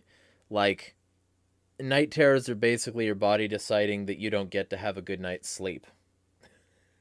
And then you wake up in this disoriented, like, semi-depersonalized fucking state, and, like, you then, like, and you can often also, like, make loud noises and shit, and, like, you wake up, and you then have to, like, in this heightened state of adrenaline, you have to work your way back down and then go back to sleep. So,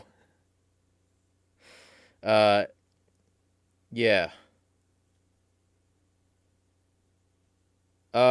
Eek says, my nightmares are usually similar. A demon alien next to me and I'm frozen. I get sleep paralysis too. I get that too, for sure. Valor says he's woken up with the unfortunate time of waking up crying. Yeah, that's unfortunate. Jack says, I don't want to write down my story. I'll leave that to the newspapers. Well, what I mean is, like, the way I got, like, my night terrors dealt with. Because if people can get those dealt with, then they'll be so much better off. Yeah, Eek says the ones that really suck are the ones where you can't breathe and you wake up gasping for air. Yeah, I've woken up like trying to pull something out of my throat that wasn't there, or like claw something off my face that wasn't there, because in my dream I was suffocating and something was trying to keep me pinned down or something. And like I'll wake up just like Yeah, not good.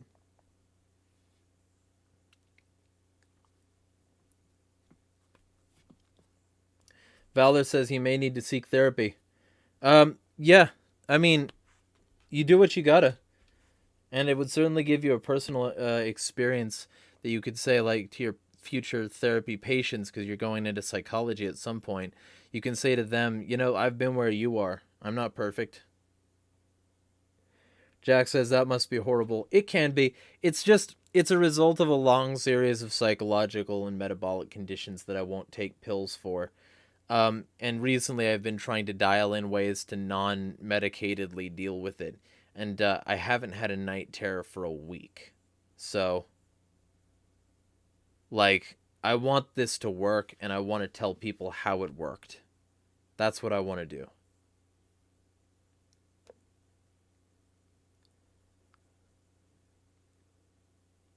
So, that being said, anything y'all want to talk about? I got about 8 minutes left in me. Probably stop this at 1 hour 50.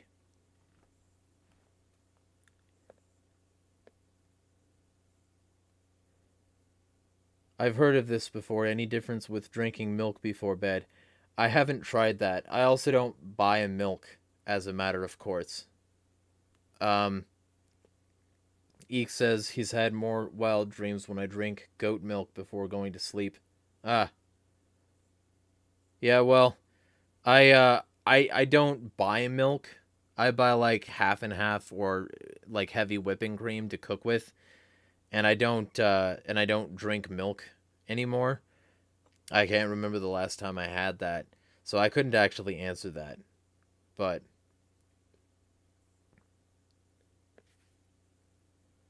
he says only goat milk, sleep better, wild as in good. Well, okay. Um, my dreams are already really fucking insane anyway, though. So I mean, like whether or not they're good, they're fucking nuts. Like usually I'm a fugitive, or like I'll be watching a weird like city folding in on itself, or you know, I'll be in a weird location. The other night, okay, here's a fun one. The other night, my dream, I was like it was a recurring dream, and in a previous dream I had helped this, well, I'd warned this gang. I tried to help them by telling them that their computer camera was facing them while they were committing crimes, and maybe they shouldn't do that.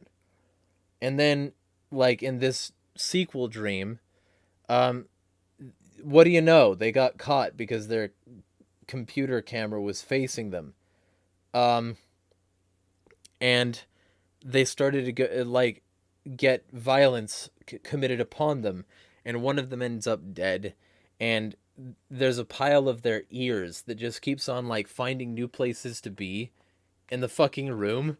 Like I'll look at one place and the ear pile, the bloody ear pile that got cut off is on one part of the room, and then I'll go to another part of the room and it's there, and just this ear pile following me around the fucking room. And eventually one of the people who's obviously insane, and this gang is all about drugs, is trying to is threatening to kill me, and is like, you know, it's going poorly. So I, you know, invent in my head this thing where he wanted to start a weed business, and like apparently that worked. My brain was tricked into thinking this was part of the plot of the dream, and so I told this guy that I would help him start his weed business, and then that worked. He was like, you know, okay, well, we'll see, and shit like that, and, you know, fucking all sketchy as fuck still because he's a drug gang guy. And so like eventually I fucking walk outside, and somebody I've never spoken to before was like, how'd it go? And I was like, you know, well, great. I honestly expected him to kill me, like I watched his van pull off, and then like as I said that, like I expected him to kill me, like I was turning around and like, you know, having a weirdly calm conversation about what just went on. And then I turned back around, And this motherfucker is driving his van at me. And I'm about to get hit by the fucking van. And then I wake up. There you go. There's one of my wild dreams for you. And that was just like, it's not even close to the wildest, but it's the most recent one that's sort of like memorable. Like the ear pile especially, because I was just like it would be a funny thing. I started to like laugh at like, oh, the ear pile moved again. Minty says, one time I had a dream I was in an airship with sky pirates and all of a sudden a cartel gang breaks in and begins to hold us all for ransom. Ah! Yeah, don't you hate it when that happens?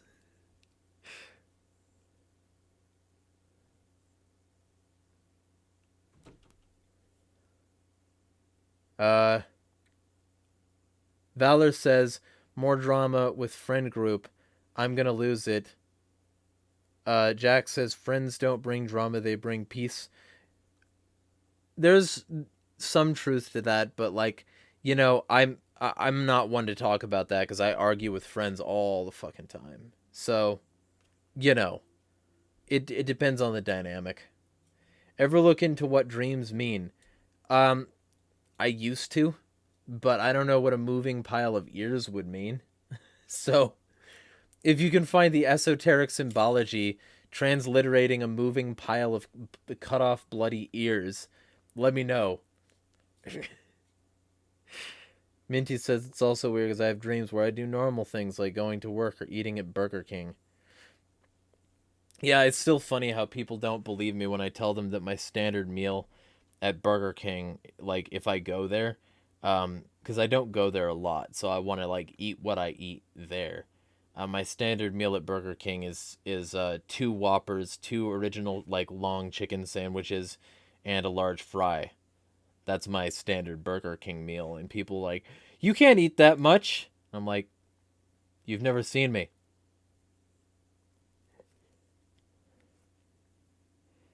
Jack says you need to listen closer. I mean, I don't know if that's true because I don't know what this moving pile of ears was moving on. It was finding random objects in the room. But, you know, there's a possibility that the dream was trying to tell me if I listen up that I can solve more problems. The point is that, like, you know, my dreams are fucking weird for sure. Valor's like, SCP, question, blood ear pile. Yeah. And it moved. It didn't do anything. But, like, maybe if you see the bloody pile of ears, you're gonna die by some means. I don't know. That could be an SCP.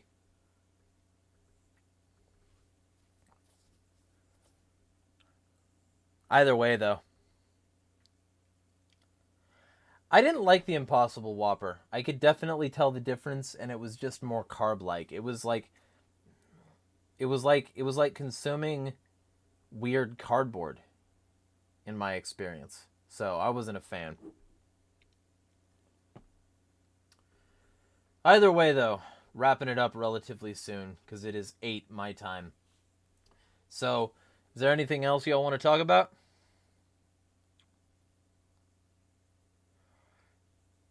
Jack Curtis says your dreams are telling you what you need to focus on. Maybe you've sacrificed listening to too many conversations. I don't know what you mean by that, but like I talk to too many people. Probably that. It might be that like if this is symbolic or something in that way, um, that like you know I spend too much time listening to people, but like I can't imagine that being true. I think that like listening to people is what gives me enough of a scope to actually like predict things and be an effective worker in this space. So maybe, but also the cutoff ears also led to my coercion and death. So it's like maybe if I don't listen to these people, I'm gonna die. That could also be metaphorically true. Who knows? That's why I don't do this sort of analysis a lot. Eek says, are you still moving? The moving plans have moved to the end of the year because the guy says he wants to save up more money before it happens. So I'll let you know more about that relatively soon. Anything that happens between then and now also. Also, I brought up the Larkin Rose thing at the beginning. My plans are to talk to him either this evening or tomorrow, because if he wants to tell people that they aren't good at communicating anarchy, and he can't have a conversation about this, I think that would be complete evidence that his new course he's selling on Better Selling Anarchy is bogus. So we'll see about that.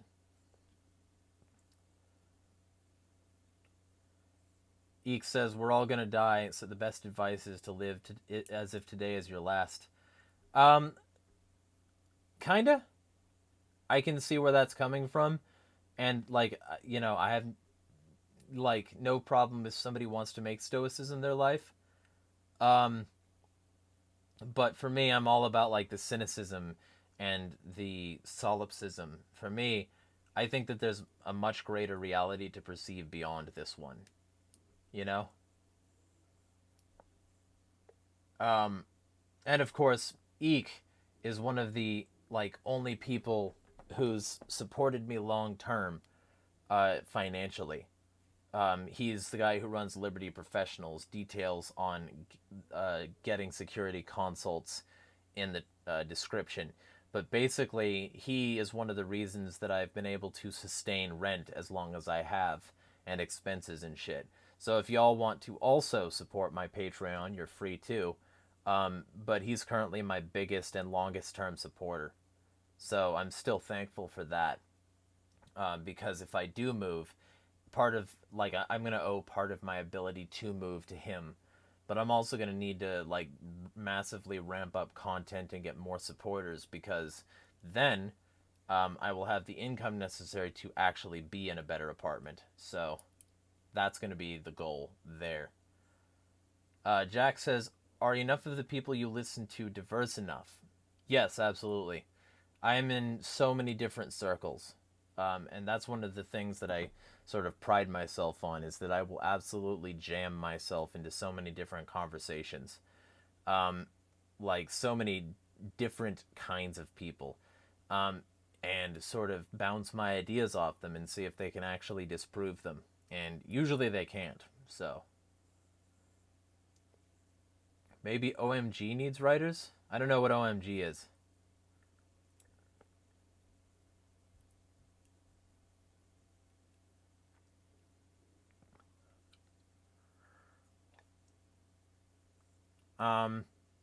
Eek says, my suspicion is that he ripped a ton of people off for tens of thousands. Well, I'll be finding out more about that. I'm going to be answering questions completely, asking questions completely respectfully, and I'm, not going to approach him with any excessive ill will, and I'm going to see what he can tell me about this situation, because, like, you've been there for me. Like, I don't see a whole lot of reason you would be lying, and you showed me the documents. Like, it's verified. So if you're saying you haven't gotten a single payment back from him, that's an interesting story, to say the least. And he needs to, like, at the very least, like, maybe realize that one of his automatic payment things didn't work. Like, maybe he didn't put in the right inputs or whatever. But, it's certainly the fact that it didn't happen and that it should be happening. Like, that's not okay. Eek says he completely ignores my messages. Not a good sign. Minty says, I haven't played video games in a while, but that's good because I don't want to get addicted again. But yeah, I don't know what OMG is.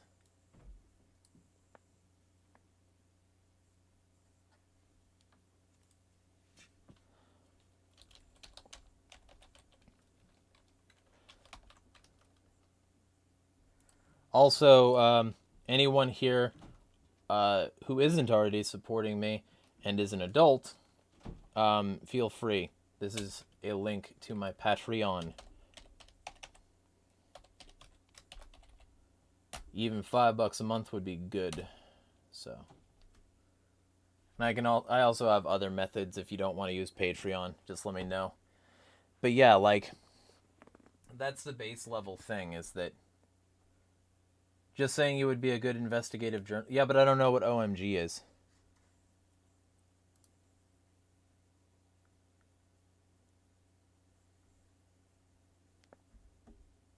Oh, is James O'Keefe's new venture. All right, one moment.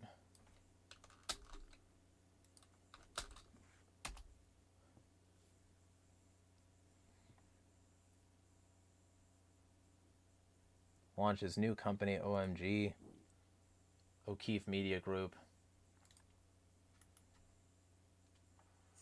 Yeah, shh. It's a YouTube video. I didn't mean to do that. So,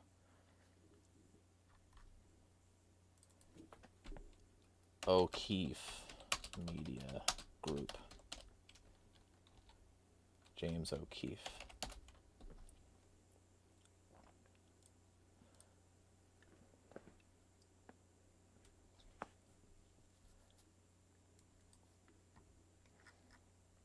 Become a founding member. That's what they have on their site. You scroll a really long time to get told become a founding member. Subscription facts. Citizen journalist facts. How do I join the OMG Citizen Journalist Network? Citizen Journalist info request. Go to tips and upload your file. So it looks like it's not paid info. But I'll look at this info request.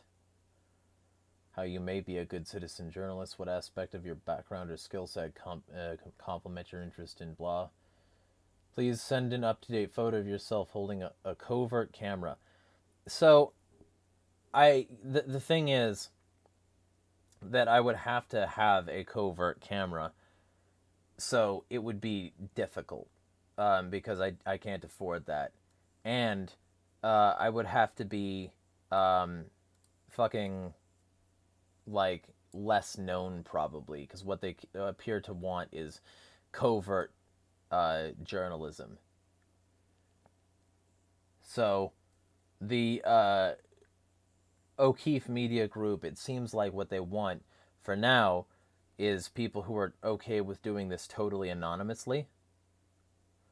So, you know, and I wouldn't mind doing like covert journalism, but I also live in Spokane. You know, I don't have a car, I don't fly a lot. So, like, it'd be a weird thing. Like, I'm sure there's corruption in Spokane, and I wouldn't mind doing the occasional, like, covert thing, if I could even get in, like, with those people, without people being like, yeah, I know him, I've seen his face on PewDiePie. You know, if I could even make that work, that'd be a potential, I guess. But, like, it's still Spokane. Like, there's not a whole lot of corruption here, as far as I can tell.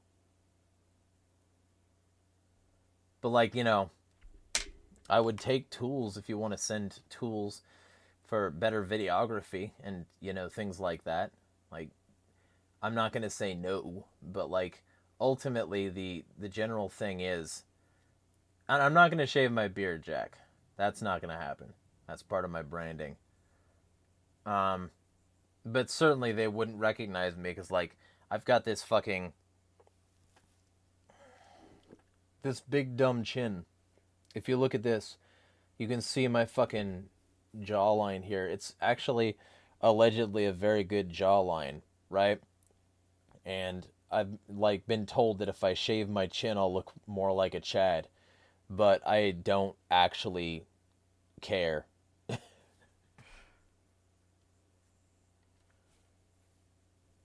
Eek says, my main hope is that you operate as an investigator, force for good in the liberty movement, like the Lurkin thing, other scammers and bad actors. And I definitely, like, that's one of the things on my list, for sure. I've got a whole lot of projects going, and one of them I'm going to add more entries to. But, like, ultimately, that's the general thing, is I'm going to do whatever I can, as much of it as I can. And I've got so many channels to do it on at this point.